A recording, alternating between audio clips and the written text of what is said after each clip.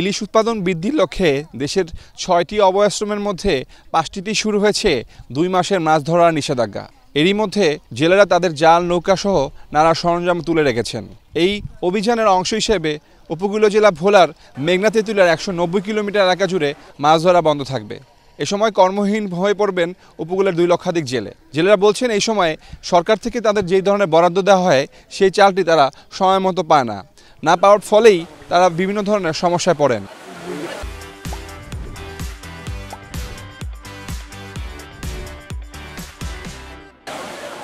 কিস্তি মিস্তি আছে, আমার বাল বাচ্চা আছে, কেমনি কি খাইবো? আমরা একদিন কামাই না করলে আমরা ভাত খাইতে পারি না। আমরা কি বেজে চলো? রোজার পরে দিতে অথবা রোজার আগে দিতে, এই রোজার ভিতরে মানুষ কি লবণ দিয়ে ভাত খাবো? এবছর প্রায় ১,৭০,৩৪৪ জন জেলের মধ্যে বরাদ্দ এসেছে মাত্র ৭৯,৬০০ জন জেলের। মৎস্য বিভাগ বলছেন যে এই বছর তাদের যেই বরাদ্দ এসেছেন সেই বরাদ্দের চাল দ্রুতই তারা জেলেদের মাঝে বন্টন করবেন।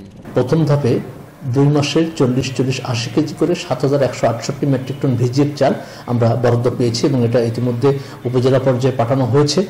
আমরা অভিযান শুরুর প্রথম সপ্তাহে আমরা এটা শুরু করব এবং আগামী ১০ দিনের মধ্যে এটাকে শেষ করার একটা পরিকল্পনা আমাদের রয়েছে।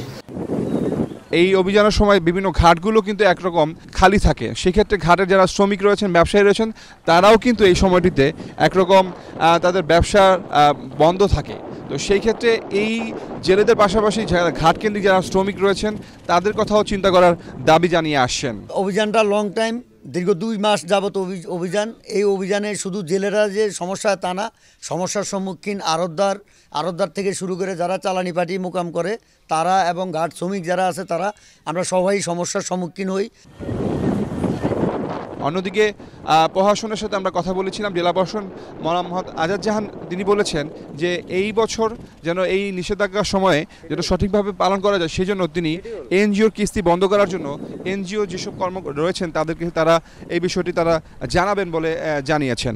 আমি খুব শীঘ্রই এনজিওদের যে সমন্বয় সভা আছে আমি তাদেরকে ডাকবো এবং ডেকে তাদেরকে আমি অনুরোধ করব এই ২ মাসের জন্য যদি তাদের কিস্তি না নেওয়া হয় তাহলে তার পরবর্তীতে নেওয়া হয় তাহলে এই জেলেদের জন্য অনেক উপকার হবে। অন্যদিকে মৎস্য বিভাগ তারা এই জেলায় এই অভিযানটি সফল করার জন্য ৭টি উপজেলায় ৭টি টিম করেছেন এবং সেটি করে তারা কিন্তু নিয়মিত টহল দিবেন যেন জেলায় এই সময় মাছ ধরতে না নামে। তবে এই ২ মাসের নিষেধাজ্ঞার সময় শুধু ইলিশ ধরা নয়, আহরণ করা, মজুত করা, বিক্রি করা সেটিও নিষিদ্ধ থাকবে। যদি ইলিশ এই সময়টিতে বড় হতে পারে তাহলে আগামী দিনে এই উপকূলের ইলিশ কিন্তু দেশের অর্থনীতিতে বড় ভূমিকা রাখবে বলে মনে করছেন সবাই। আদিল হোসেন তপু, চ্যানেল 24, ভোলা।